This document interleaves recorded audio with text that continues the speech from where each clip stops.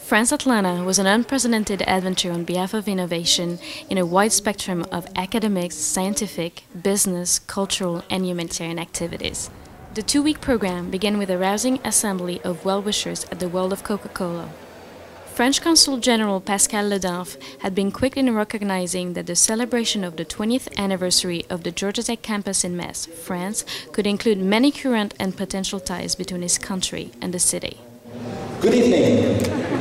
It is a great pleasure and an immense honor for me to welcome you all tonight to officially open France Atlanta together towards innovation. Atlanta Mayor Kasim REED and Georgia Tech's President Dr. PETERSON welcomed the outpouring of enthusiasm evident at the opening ceremony. That enthusiasm was well grounded in the behind-the-scenes preparations conducted over the preceding 9 months. At the heart of France Atlanta was the formal signing of a letter of intent to establish the Lafayette Institute, a $30 million brand new facility where the fruits of academics research in various disciplines of optoelectronics are to be translated into commercial products. At the genesis of France Atlanta 2010 was the 20th anniversary of the Georgia Tech campus in Metz, France. Yves Berthelot, president of the campus and vice provost of Georgia Tech, showed his enthusiasm for France Atlanta and its theme of innovation in science from the very beginning. I was thrilled to work with the consulate on this project, France Atlanta 2010. It was a very ambitious project, and I think the results are really phenomenal. The opportunities are there. I can sense the excitement with some of the people I've talked to, some industry people in particular. I think we have to continue and do more. But these kinds of events are not just talking about opportunities, they're really creating those opportunities. Though these events were very focused workshops or symposiums, and I saw people actually, I was going to say making deals, not quite, but it was really happening.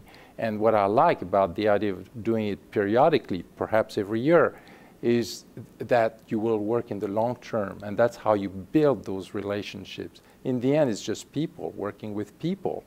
But France Atlanta is really a vehicle for those relationships, and that is wonderful for Atlanta, for Georgia Tech, and for people involved. John McIntyre, director of the Georgia Tech CBER, played a pivotal role in the organization of the business workshops on human resources and renewable energy. Well, our center, which was created in 1992, has always been closely involved in France, in the economy, the trade and investment relations between the US, and putting on a range of programs. The events we focused on as a CBER at Georgia Tech were related to human resource development in the global economy, and it's a topic Georgia Tech is involved in through our Work Abroad program. And then the second program we were involved in was renewable energy, which is of the essence to Georgia Tech as a research campus. Lorraine being in the heart of Europe, it's a geostrategic area, not only in military terms, if you know a little bit about history, but also in logistical terms, in distribution terms, in macroeconomic terms. So it's a central region. Georgia Tech is fortunate to have had a campus there since the late 1980s, and we are trying to optimize that in a full spectrum, 360-degree view of the matter. It was an excellent program, an impressive program. It had many components. It was a little bit like a set of babushka dolls, but they all fitted together rather well. So it went from oncology to human resource issues to theater.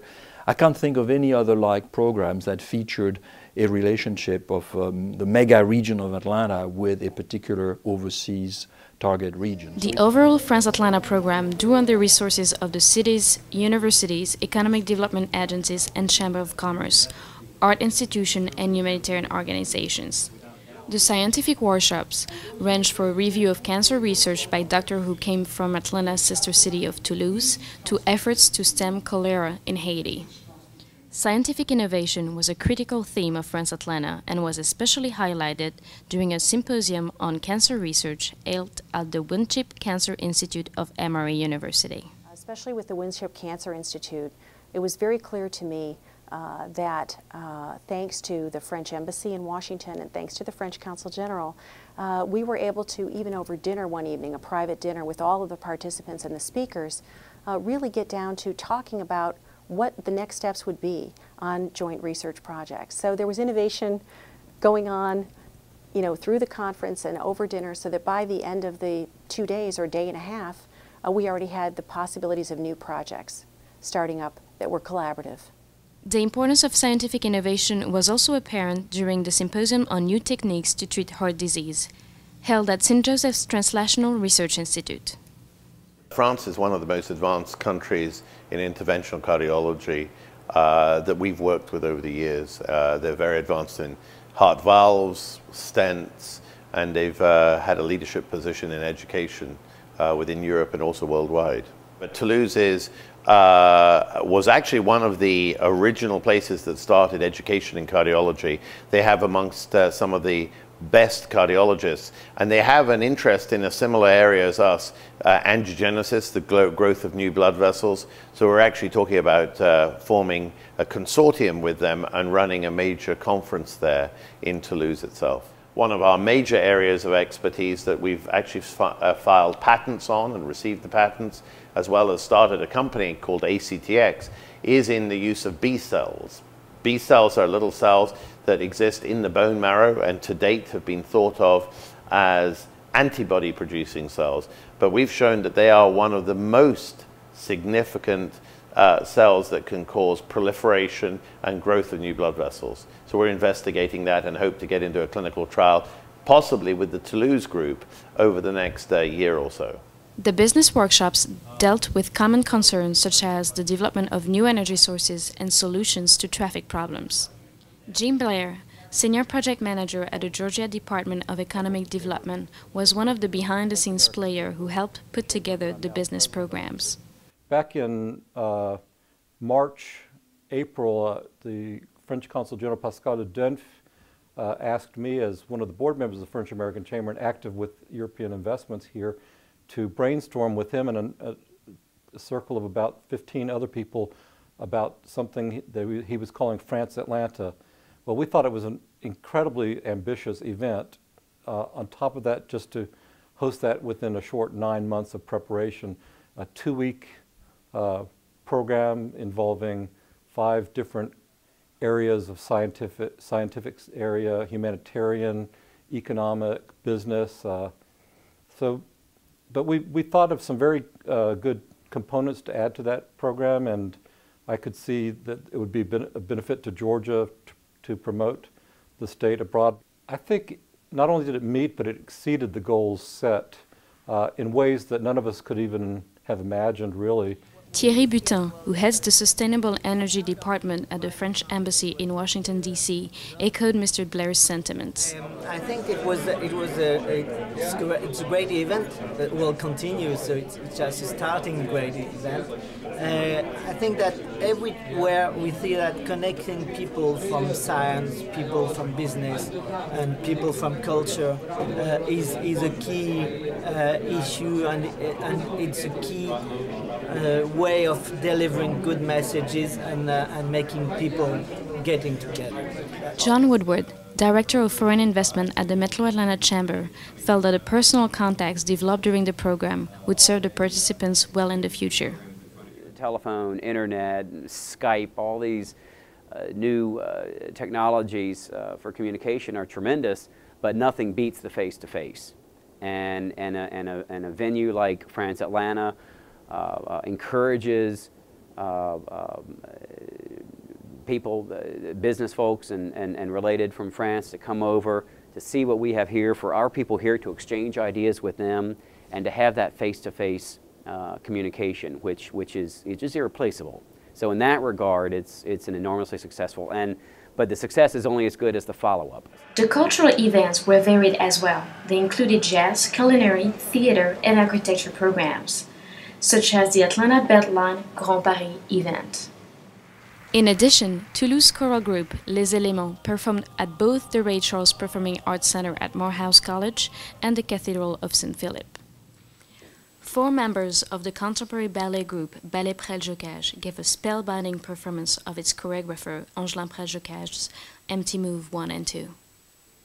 Dale Adelman, music director at St. Philip Cathedral, said that Atlanta's concert goers have a trained ear for good choral music, thanks to the legacy of Robert Shaw, the Atlanta Symphony's conductor and choral director, and that the performance by Les Éléments at St. Philip Cathedral was deeply appreciated. I think one of the wonderful things about this partnership between Toulouse and Atlanta in this case is that Atlanta has for many decades now been a city in which choral music has flourished. I mean, through the whole Robert Shaw legacy, this is a place where music is made by singers in all sorts of levels of ensembles.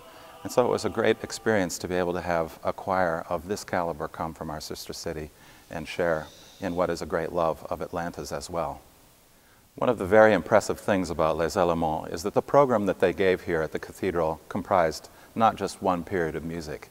They did everything from 16th century right straight through to works by very young living composers, and not just works that were sort of easily accessible.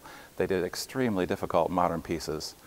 I think that repertoire doesn't always fly so well with audiences, but the reaction here was overwhelming because they performed it so well. People just recognized such a high degree of excellence in what they were doing that the applause was incredible. And John McFall, artistic director at the Atlanta Ballet, hopes that the program will be replicated again in 2011 as a further stimulant to innovative ideas and new relationships. France Atlanta 2010 is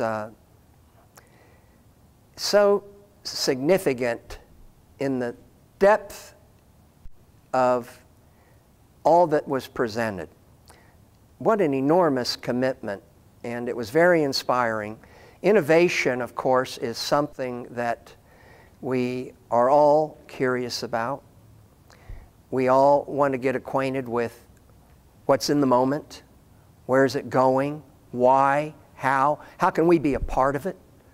And I think that you know, France 2010, Atlanta, a relationship, those are opportunities that really bring the curtain up on the vision of the relationship of the future. Also, there are rewards to what we learn from our colleagues in another country. I mean, my children being able to experience opportunities that enrich their perception, it's very important. And that's just a metaphor for the bigger sense of community. So bringing these two communities, and the arts, in a way, have a special capacity because it's non-political. The arts are about people's hearts and minds, their feelings, their imaginations. They bring cultures and communities together in ways that work very wonderfully. So I think France 2011, they're probably already getting started on that because it's a big deal. It's a big job. It's a big commitment, and I look forward to that.